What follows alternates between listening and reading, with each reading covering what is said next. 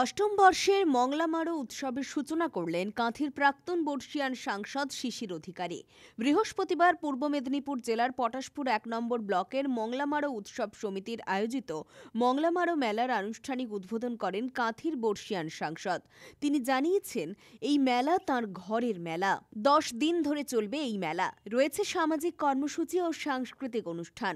এদিন মেলা দেখার জন্য কেলেঘাই নদী সংলগ্ন এলাকায় বহু মানুষের সমাগম ঘটে, যা ছিল চোখে পড়ার মতো।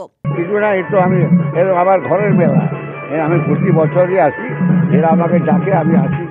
হ্যাঁ, এই মেলা ভালো, এসব অঞ্চলে মানুষ এই মেলা উপভোগ করে। এই মেলা অর্গানাইজার থেকে, তার পার্টিসিপেন্ট থেকে আরম্ভ করে দোকানদার, স্টল হোল্ডার থেকে শুরু করে পার্শ্ববর্তী সব এলাকার মানুষ খুব আনন্দের সঙ্গে বেশ কয়েকটা দিন কাটিয়ে দেয়। এই মেলা খুব নাম করা মেলা। এই মেলায় কোনো সরকারি তেমন কিছু সাহায্য নেই। এরা ব্যক্তিগতভাবে সব তারা চেয়ে লোকের কাছে সাহায্য নিয়ে এই মেলা করে। এই মেলা খুব আকর্ষণীয় মেলা। পুলক বেরার রিপোর্ট, খবর বিসিবিএস।